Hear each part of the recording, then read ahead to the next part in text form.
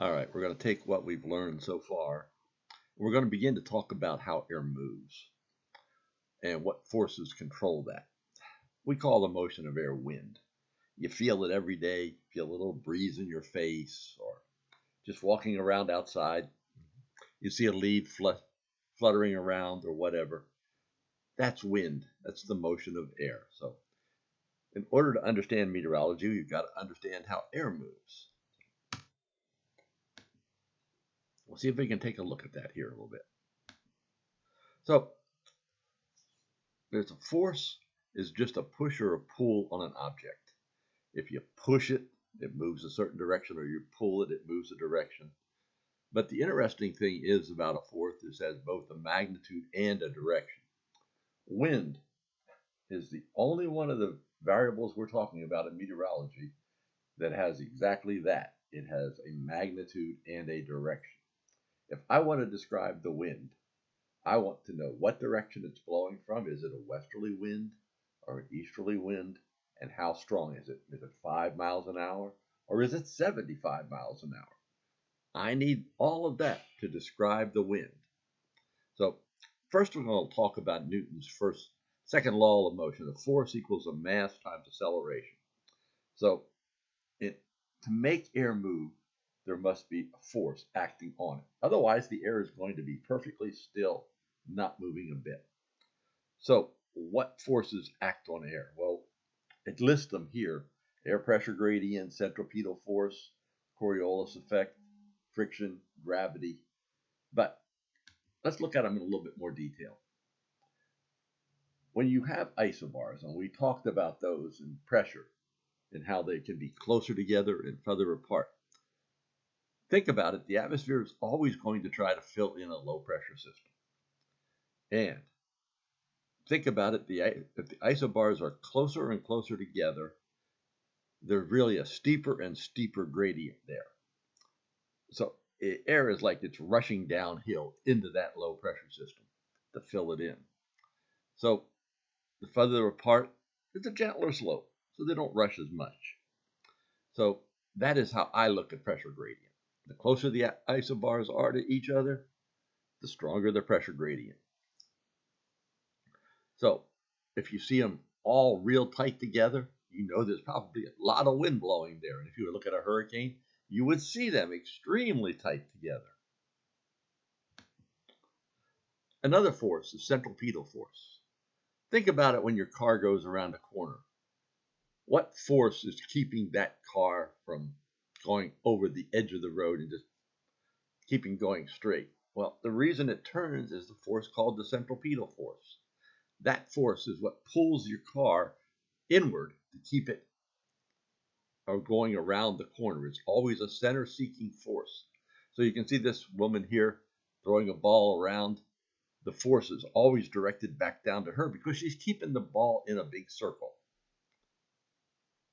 So that's what centripetal force is. So now you have, say the air is moving in a curve. Any air that's moving in a curve is going to have a centripetal force working on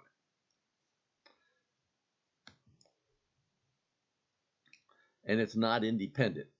It arises from other forces causing an imbalance.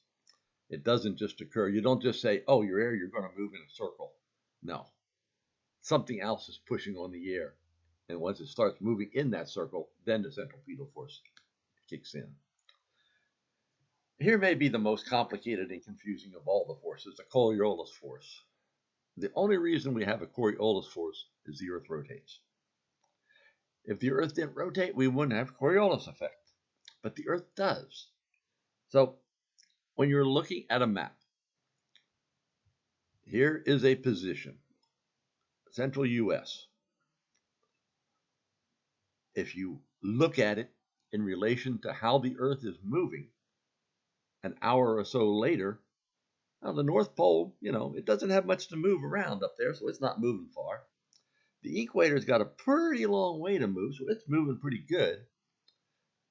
But what you wind up with is there's a force that had to be applied to that air parcel in the central U.S., for example, that pushed it to the right.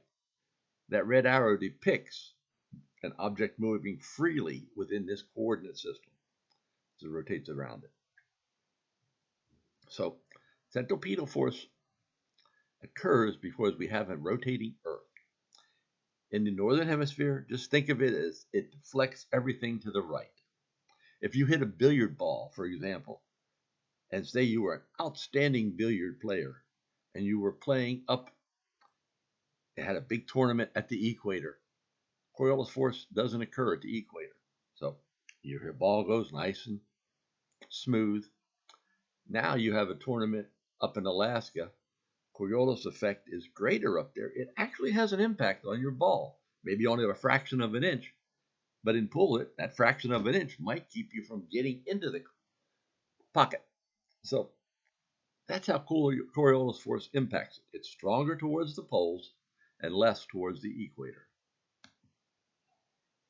And it always deflects in the northern hemisphere, everything to the right. In the southern hemisphere, everything deflects to the left. Just the opposite.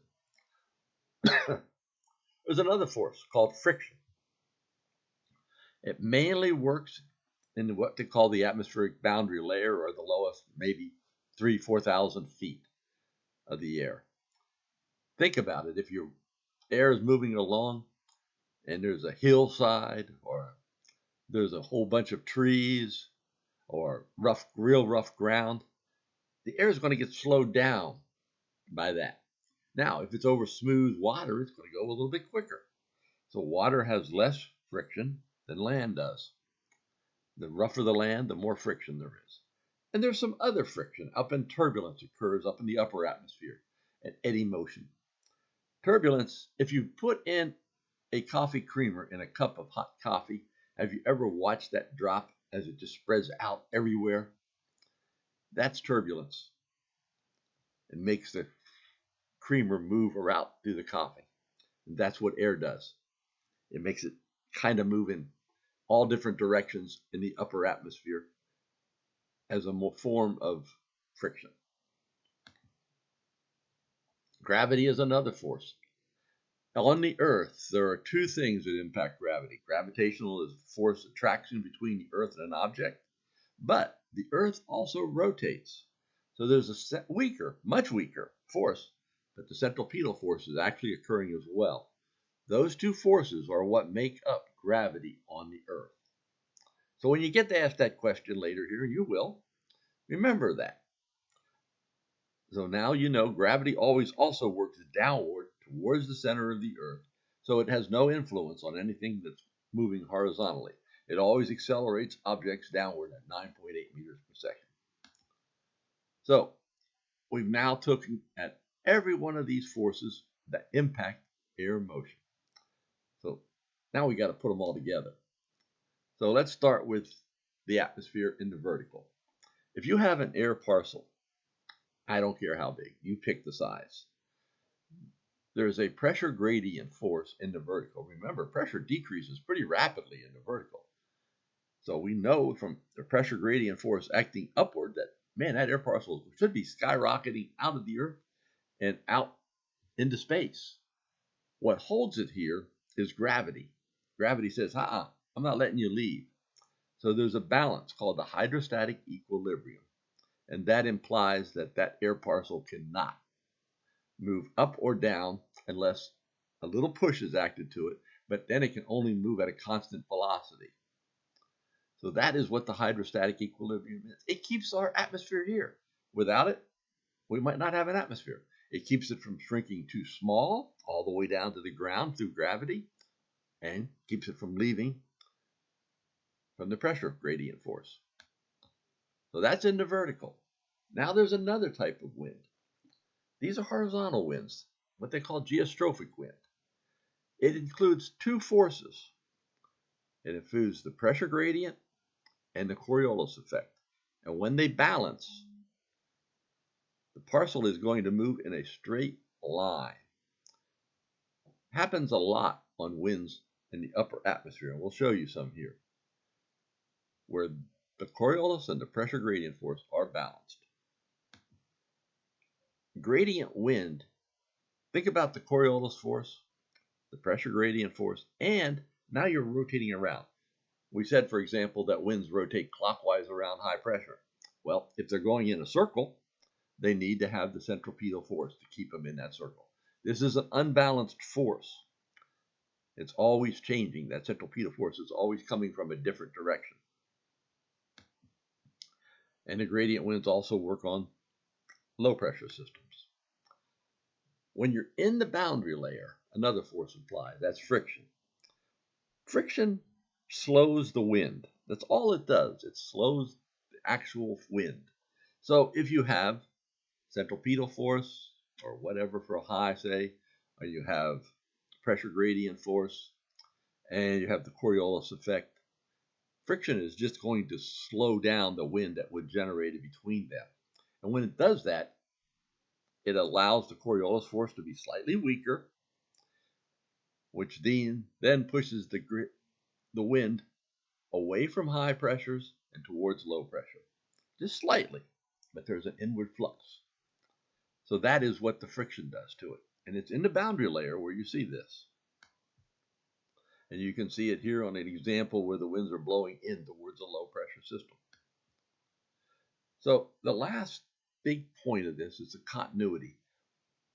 What happens at the surface or aloft impacts the other. So, for example, if you have divergence occurring at the surface of the wind, surface of the earth, the wind is going to have to sink to fill that hole that you made. So aloft, you're probably going to have horizontal convergence.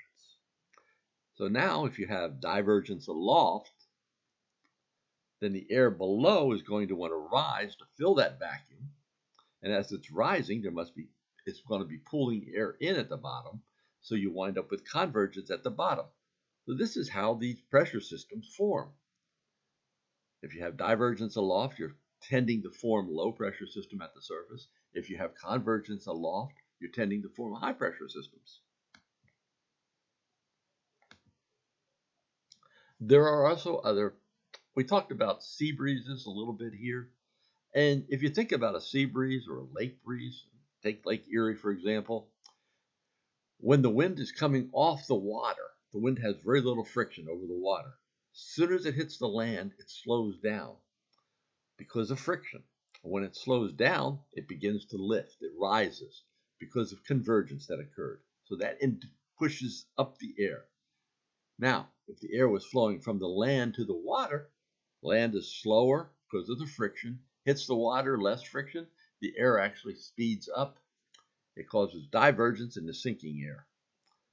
So that's really how clouds can be formed.